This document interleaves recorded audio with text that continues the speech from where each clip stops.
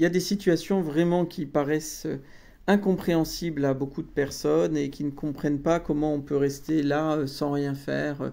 Du type une femme battue n'arrive pas à quitter son mari violent et il finit par la tuer. Ou pire, elle arrive à le quitter puis plusieurs mois après ou plusieurs semaines après, elle y retourne, même plusieurs années des fois après, elle y retourne pour reprendre la suite des coups qu'elle prenait auparavant. Donc on est dans une sorte de mécanique infernale qui est décrite souvent avec la notion d'emprise. On dit voilà, la femme elle est victime d'une emprise de cet homme-là qui peut être d'ordre pervers narcissique. C'est pas mal, ça dit certainement certaines vérités sur toutes ces situations.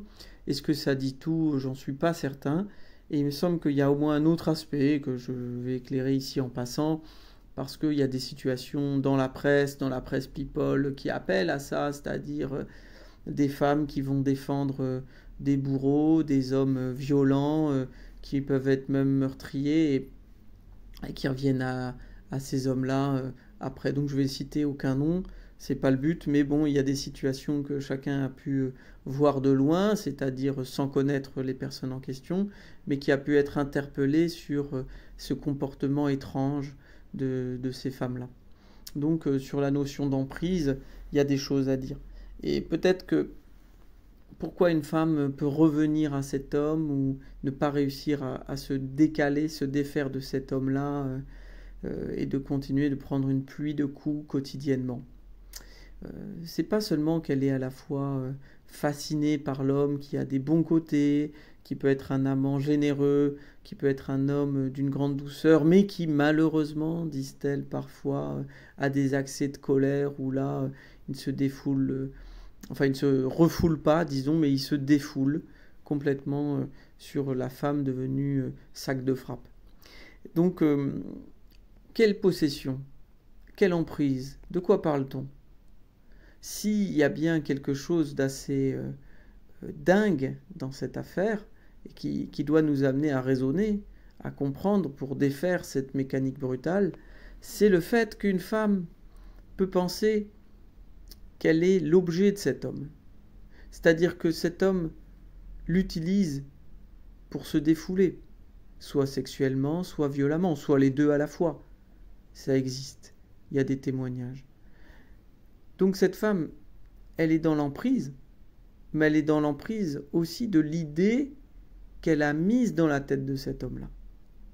Dans la tête de cet homme-là, il y a cette idée que c'est elle, cette femme dont il a besoin pour liquider tout ce réservoir pulsionnel, toute cette décharge, cette excitation, il la doit à elle. C'est ça la chose qui est, je dirais, dans l'excitation libidinale qui se passe entre eux. Il y a une excitation furieuse et sexuelle qui est conduite par cette personne, par la femme. La femme, bien sûr, on a pris connaissance, elle le sait. Et c'est peut-être ça, la notion d'emprise. Le fait qu'elle sait que c'est elle qui déclenche chez cet homme toute cette tempête.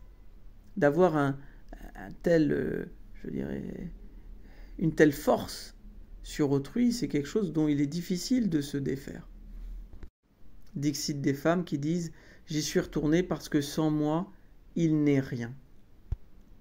Et dans cette phrase, voilà, il y a des choses qui s'éclairent aussi de cette emprise dont nous parlons, du fait que elles ont bien senti, certaines femmes, l'énorme pouvoir qu'elles ont sur ces hommes-là. Et ce pouvoir est évidemment un pouvoir tragique, parce qu'il participe des échanges dans la relation qu'ils ont, et il sert de prison à cette femme. Elle est prisonnière de l'influence qu'elle a sur lui, et bien sûr elle est prisonnière de tant d'autres choses, mais aussi de ça. Donc cet aspect, il n'est pas à négliger, mais à analyser si on est face à des situations de cet ordre-là. Voilà.